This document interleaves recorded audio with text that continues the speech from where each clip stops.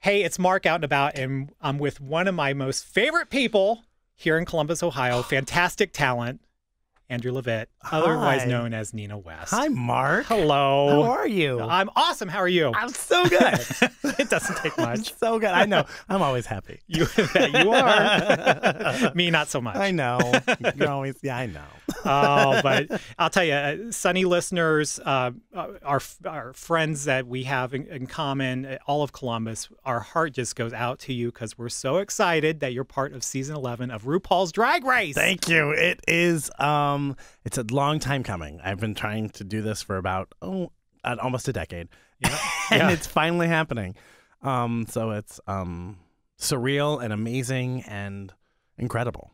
And you auditioned 9 times, right? 9 times, yeah. So like after audition number 6, why didn't you just stop and say, oh, you know what, I'm done with this? You know, I think it was because I did. Well, that's the funny thing. I did stop, and I didn't audition for a year. I took a year off, and then I just really reminded myself I really want this dream, and I really want to accomplish this, and I want to accomplish it for myself, and really also for Columbus and Columbus drag, and I wasn't going to give up. You know, I wanted to show off what we do here so well, which is a variety of things. We're a kind people. The Columbus kind of like, there's like, if you had to describe the makeup of people of Columbus, I'd say they're kind, compassionate, philanthropic, talented, and creative. And we do things here a little bit differently. And I think, and I wanted to be able to show that off. And and this has been a dream, and I didn't want to give up on it. So I want to go back when you were a little boy, Okay. little baby boy. Baby boy. Hey, baby boy. So at what point did you sort of figure out you were a little different from everyone else? You know, I don't know, because, I mean, I do know, but I don't, what different meant to me, I think, was I liked theater. Mm-hmm. I liked performing. And I'm not saying that's a direct correlation to someone's sexuality. I just knew that I was different from what my parents wanted me to do. Like, I want to do this, and there was kind of this push to do something else. Mm-hmm. I think I think like so many people, when I hit puberty, I definitely realized things were different. And I definitely realized I was different. And that was had nothing to do with theater at all. But I just really started to come to the understanding that I liked things that my friends didn't happen to like, Yeah. or not all of them. And so I struggled with that difference, and then I went to high school and struggled with that difference. I went to a Catholic high school, and so I stayed pretty closeted, and I told my one friend. And then I went to college, and during August orientation, I just made the conscious decision that I was just going to be out. And I was going to if people asked, I was not going to lie to them about who I was. Or the fact that I was gay. And then my sophomore year of college, I came out to my parents. So, I mean, it's been a long journey. And what was that reaction like? Well, so I went to, my parents put me in therapy during my high school years because they knew that I was gay, but I hadn't told them that I was gay. And so that was a struggle. And then I so happened to have my counselor happen to be gay, and he looked at me and he said, "There's nothing wrong with you."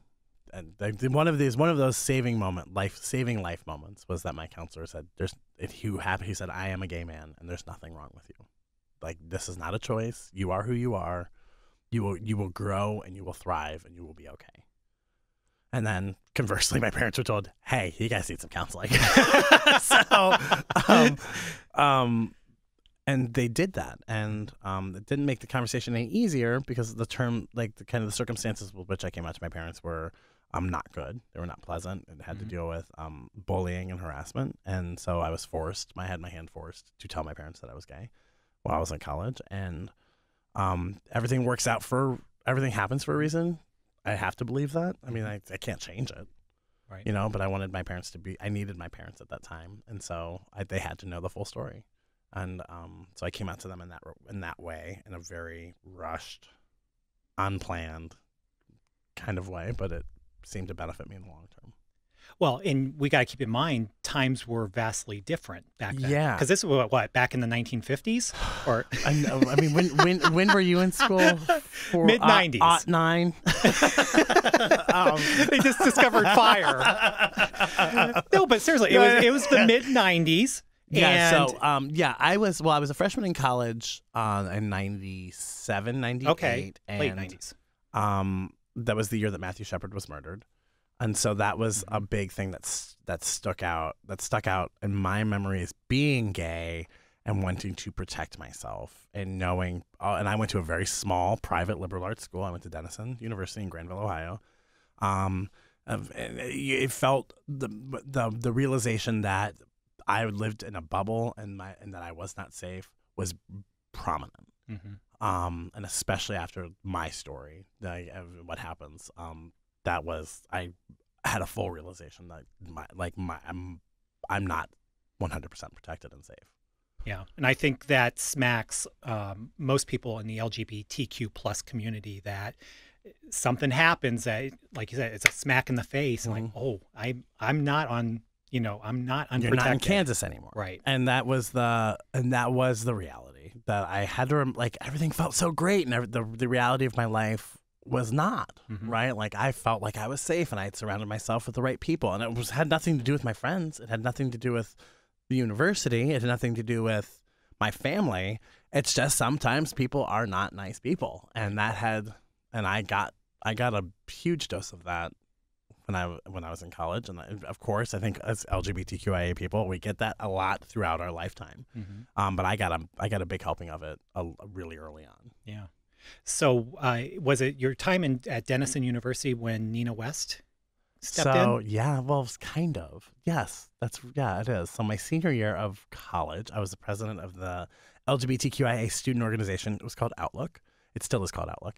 And the senior, we had the university, the queer organization historically has always brought in Columbus drag queens to do a drag show every year. And they were doing it before I was there, so this is a long running tradition.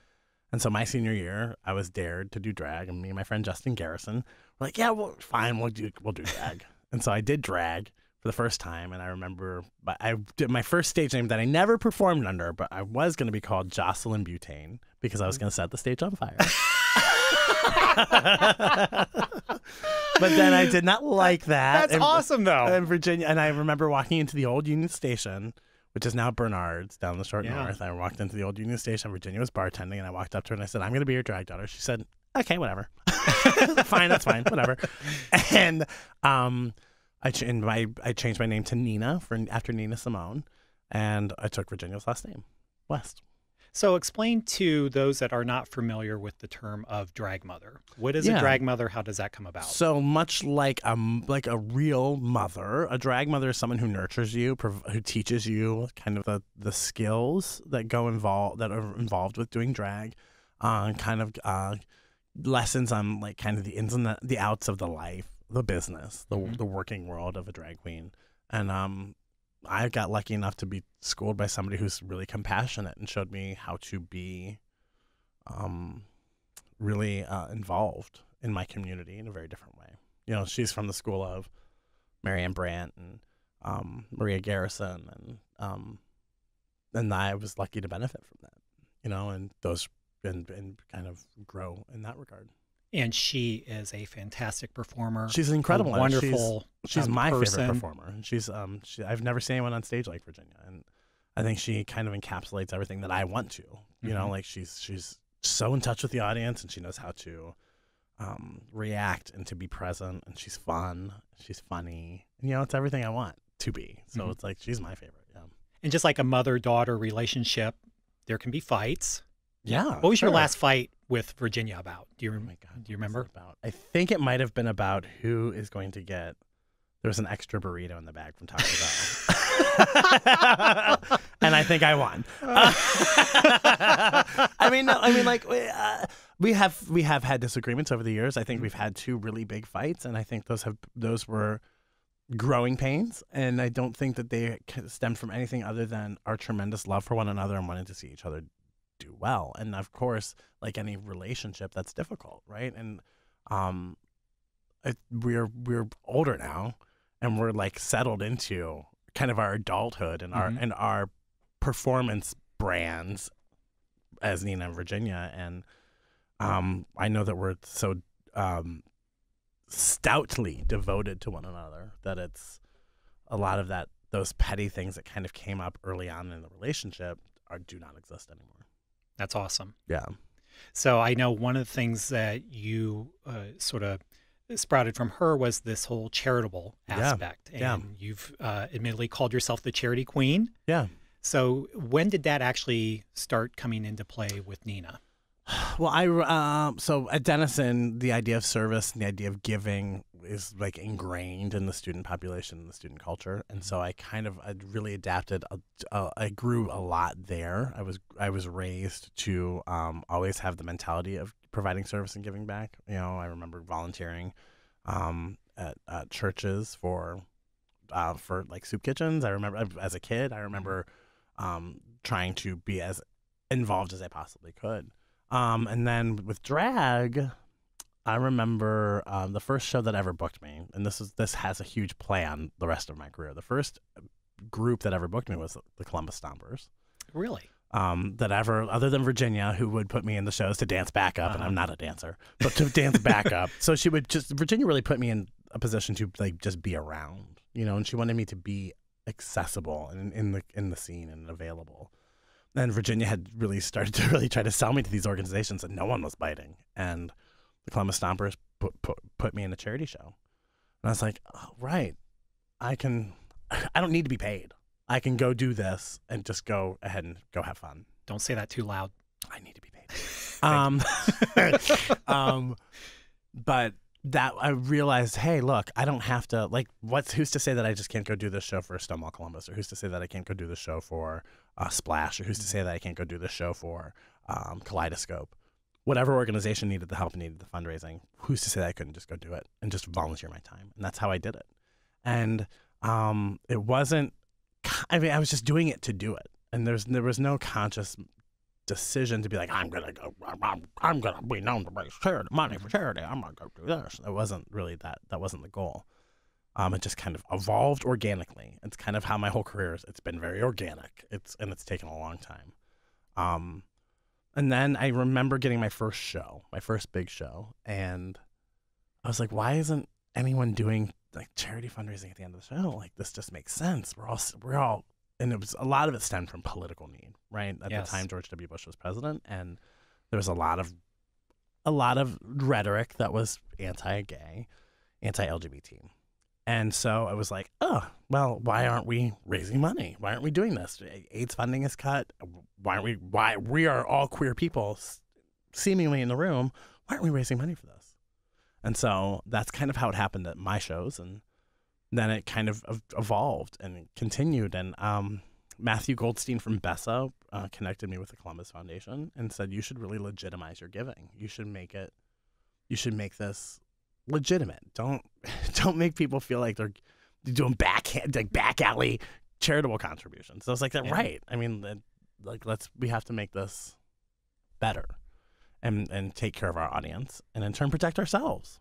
And so I met with the Columbus Foundation, and Steve Moore at the Columbus Foundation was so amazing and provided this avenue and opportunity for me to legitimize the giving that Columbus was wanting to do. And so now we have raised a huge chunk of money, and I should say the Columbus audiences, have raised a huge chunk of money, and I've just been kind of the catalyst, right? Or kind of the person who stands and does the asking. You guys have given all the money, and you've changed and impacted a lot of lives. You know, we've done a lot of money for Kaleidoscope Youth Center, Susan G. Komen, Stonewall Columbus, the zoo. This is Columbus Zoo and Aquarium, and just Equitas Health, Ohio AIDS Coalition, the Human Rights Campaign. I mean, the Trevor Project. The list goes on and on. You guys you've sent sick children to Disney. You have put people on cruise ships that have kids who are impacted with life-threatening illness. Columbus needs to know that I am a product of them, and everything that they have done and given is I feel tremendously responsible and very devoted.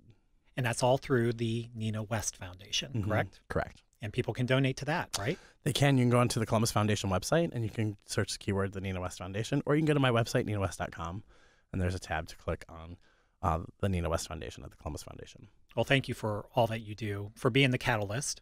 So. Thanks. But you know what? Like, I don't think that's it. I kind of think I said that wrong because, Columbus is so rooted in its spirit, and the spirit of Columbus is so very different than so many other cities. And I believe I'm just one of the cogs, and I think I think people here intrinsically want to give and intrinsically want to make the world a better place, and are ingrained and have dug deep into the trenches to make not only Columbus great, but the state great, and then in turn our country great. I'm just a cog in the machine. Well, keep cogging away. I'm gonna cog it up, girl. Yes, ma'am. Chipotle for lunch. I'm just kidding. So I'll talk one other thing about your charitable giving, and a lot of it's not necessarily financial; it's time. Yeah. And one of the things that you've recently taken on is reading to kids at public libraries. Yeah. How fun is that? It's awesome. I have done a couple of them, and every time I do it, I am changed. Kids are so smart, intuitive, and innocent. So their impression of the world is it just is what it is, and it comes out of their mouths. And so you can't help but be impacted by the brilliance of children. And there's no judgment. There's no hostility. There's no anger. They don't put anything on me other than they see this big, colorful thing. They know what I am. They know I'm a man in a dress.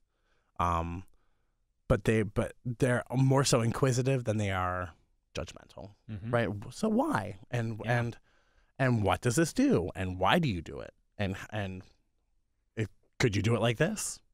Oh, but you don't. Okay. I mean, like it's super incredible to be reminded of the idea of what we all want and what we started out wanting when we were kids, and how over life and time and life experiences we get life experiences tend to erode us down a little bit, get jaded. And get a little jaded. But when you're surrounded by a room full of smart, brilliant, inquisitive children, you can't help but go, right, this is why I do this. And it's changed my whole perspective on what I want to do with my career. Absolutely 100% changed what I want to do.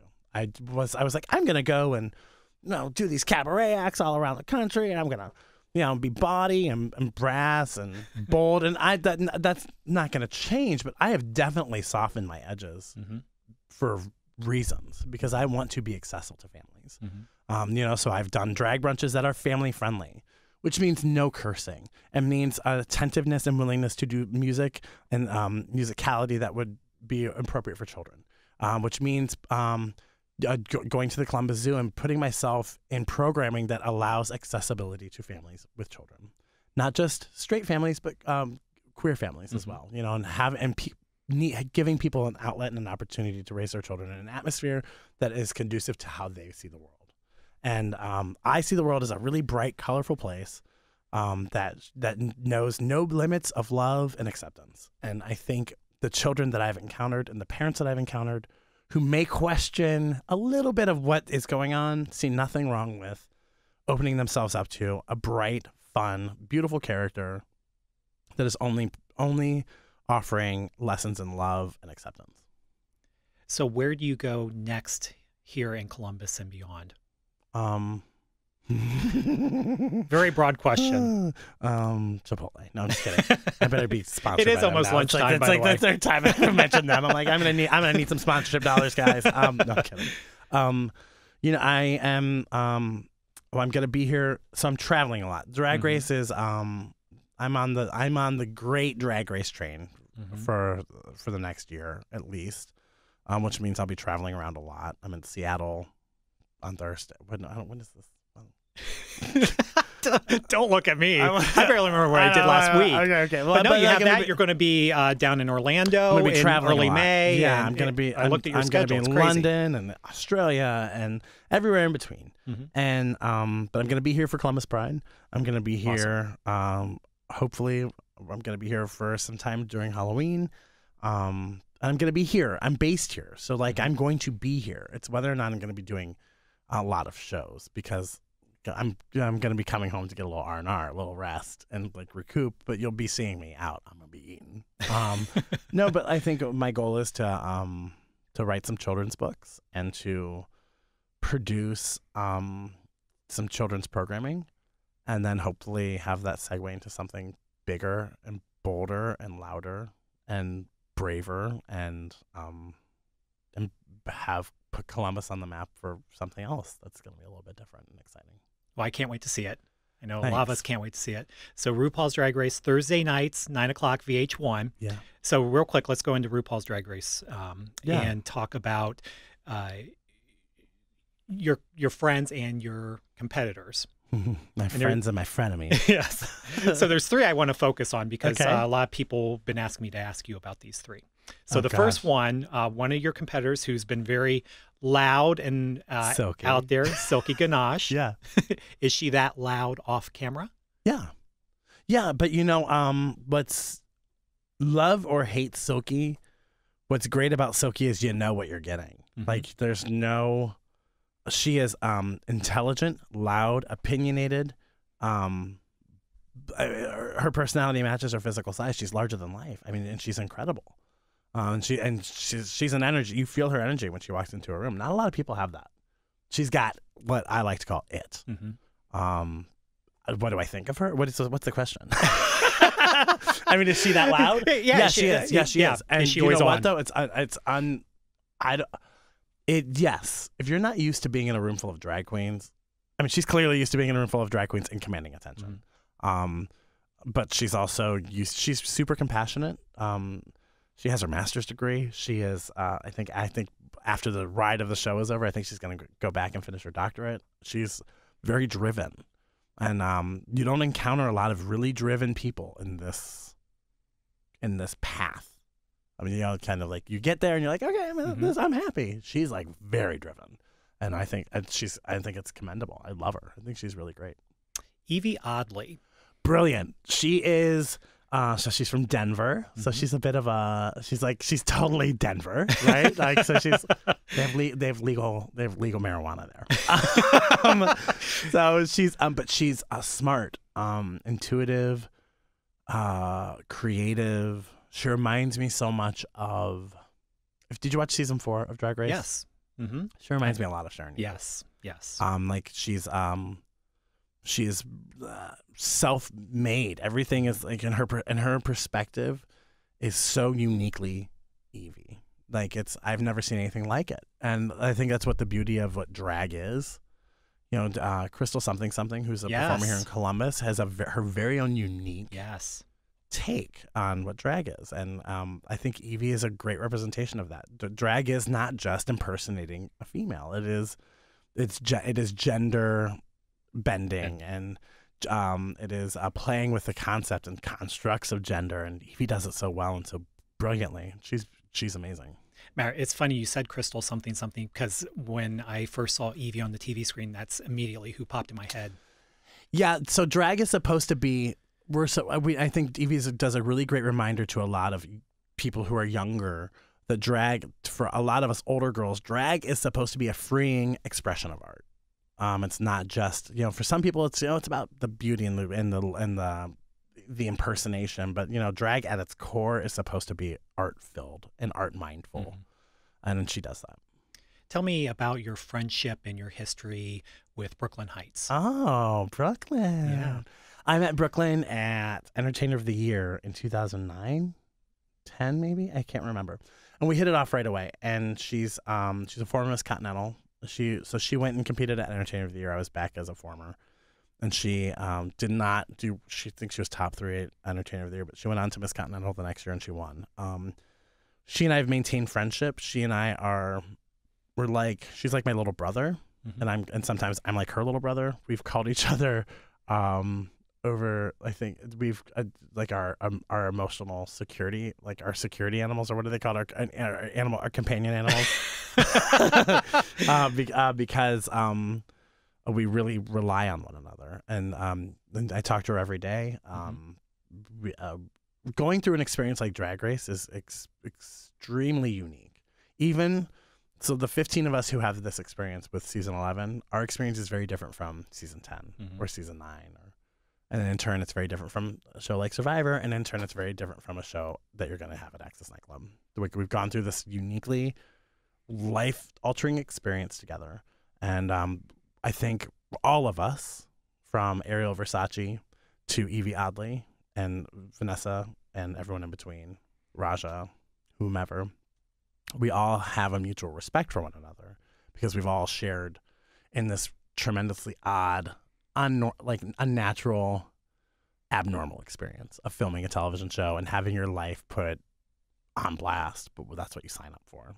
So but you're gonna need people that you can. Brooklyn is she's my confidant in the show. Like, she's the one who I could and would tell anything to. And like, I don't like this challenge, or I don't like how this person said this in the workroom, and was my reaction valid, or am I totally off base? And you have to remember, like, we don't have, but everything is on camera, so like, even like those small moments are going to be caught, and so she's great. She's really great, and it really shows right off the bat. Oh my God, I didn't realize. Yeah, I mean, like, it's. When she walked into the workroom, I was like, oh, thank God. Because I was like, I don't know any of these girls. I don't know who any of these people are. And then Brooklyn walked in. I was like, oh, okay, good. Like, there's some sense of a relationship that I've had. Like, it's like, it almost felt like Virginia was there. You know what I mean? Like, I needed that. Because when you're doing this show, you have no contact. So I have no phone. I have no access to the internet. I cannot contact or call anybody. So to have someone there that I knew, even on some level, felt comforting. And so I think forever, she and I will be connected pretty tightly because of that. So one last question, and then I have a couple little rapid fire questions that people sent us on social media. But this one's really important because it seems like, to me, people watch one episode or even they've seen all previous 10 seasons of RuPaul's Drag Race, and all of a sudden they become an expert in drag. Correct. Yeah. And that's the problem with the fandom. Yeah. Yeah. So do you clap back at people that gets negative on social media? Do you just sort of let it roll, or do you not even look at it? Well, so there's so many different ways to encounter and or not encounter social media content. So like I'm not one who goes to read the comments on Reddit. I don't go to Reddit. I don't read Reddit. I don't think there's anything for me to gain in what somebody says about my performance on the show that's not directly affiliated with the show and judged me in a runway or a mini challenge or maxi challenge.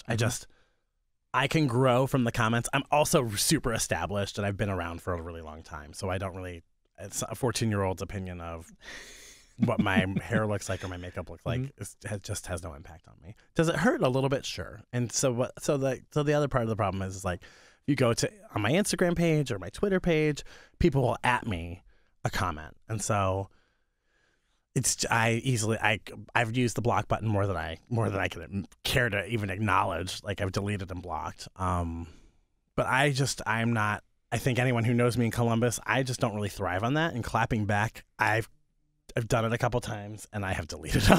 I'm like, this is just not me. And it's hard to not get caught up in it, but I don't really feel like I benefit from trying to prove to somebody that I'm a good person or I'm an okay person. The show is there to be consumed by a mass audience. I did what I could do in the time period that I was given with the tools that I had at my disposal. I'm proud of the work that I did. I win, lose, or draw. I've already won. How people feel about me and how they digest the content that I'm giving them, it's totally on them. And I want people to like me. I think we all, by human nature, we want people to like us. But I'm also not going to lose sleep at the end of the day because I know that like there's still a ton of work for me to do that does not involve reading comments and tearing away at my own self-worth. I don't. And that's the other part. The problem is like you said, people watch the show and they're like, oh, I've seen 3 episodes of Drag Race. I know that you're supposed to do a closed lid and have hair that falls with a bang, and that dress was just way too short, and those shoes did not match. And I mean, it's just like, dude. And then I go to their profile, and I'm like, I know from living life that you're supposed to brush your teeth and sometimes your hair. You know what I mean? Like, and I'm not like I'm not trying to come for people, but it's like, you watch the show and you forget that there are people. Yes, it's a television show. Yes, it is filmed for entertainment.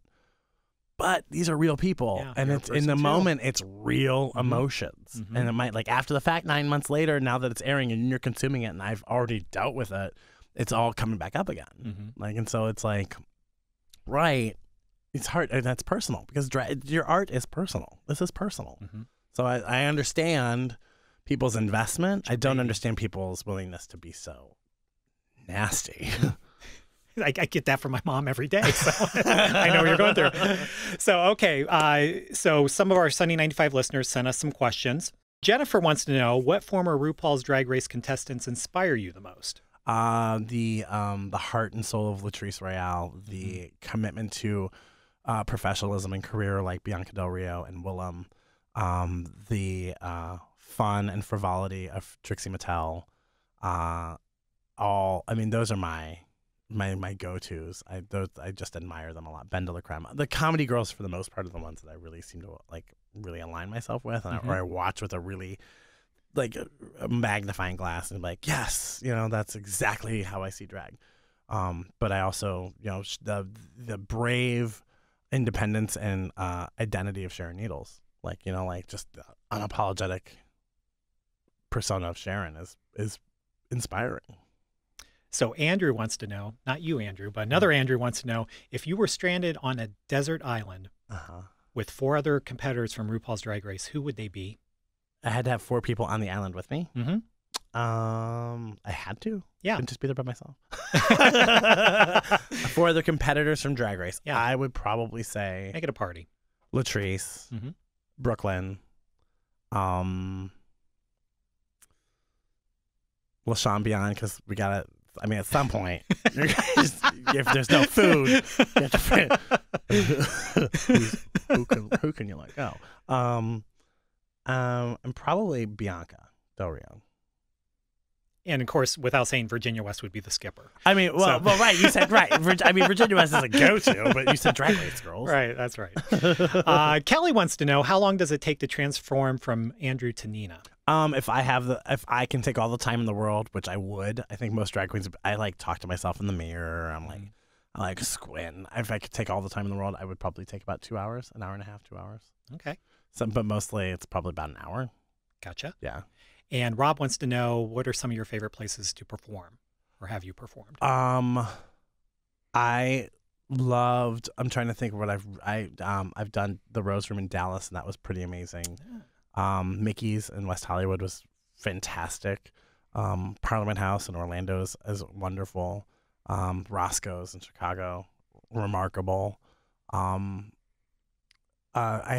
think I get the most energy from a college audience, because college kids they know exactly what they're getting, and but they're also like, they're not in that judgmental phase yet. Or if they are, they're like, this is what I know. So I just did Marshall University, and that was amazing. And I do Denison every year, and that's amazing. And I think I have the most fulfillment and enjoyment from doing these story times. Awesome. And don't forget when you performed at Denny's on Sunbury Road. Oh, yeah, that was a good last time. Summer, that was a good 3 time. That was awesome. Yeah, with my moons over my hammy. And finally, Lisa wants to know, what's been your favorite Broadway show that you've seen the past year? You've been in New York a lot. Yeah. Hi, Lisa. How'd you guess? How'd you guess? Broadway in Columbus. I've been in New York a lot recently, and so every time I go to New York, I try to see a show, because I have been absent for so long, and I haven't been able to see Broadway shows in a really long time because I've been working a tremendous amount. And so I have tried to see a lot of shows. Finally saw Kinky Boots for the very first time. What? You haven't seen it yet? I loved it. Okay. I loved it. And it's closing on April 7th. So no, don't go to get tickets to that and after April 7th. I saw The Prom. I loved The Prom. I saw the Cher show. That was really a lot of fun. The costuming is incredible. I I think, Mark, you might understand this. I'm in my element, and I begin to really let go of myself and really dream big when I go to a Broadway show or when I walk into the magic, or like a park like Disney. Like I just kind of like it's very freeing for me, because it's watching, like at a Broadway show, it's watching all these people perform and do something they love so much. That's so inspiring, and you feel it so. It's so palpable in a Broadway house because it's small and you're right on top of the stage. And then I really feel like kind of that immersive element and of Disney. When I go to a park, it's like, oh, I want to accomplish something like this, where people feel so willing and to just let go of themselves and be a kid again and dream big. Like, that's powerful. Yeah. And you don't have to run the show. You don't have to get and like you said, you immerse yourself in and you just relax. And you can appreciate other people doing work that is beautiful and creative and I think life-changing. Yeah, absolutely. Anything else you want to add? No, I want to say thank you to everybody for all their support. This is the ride of a lifetime, and I am really lucky to be able to have this tremendous community and city behind me and cheer me on. And I hope I'm doing you proud. I really, really, really am so grateful. No, we love you. I tolerate you. I know. I have my back turned to you this entire time because I don't want to look at you. Turn away. But RuPaul's Drag Race, Thursday nights, VH1, 9 p.m. Thank you, Andrew. Thank you so much, Mark.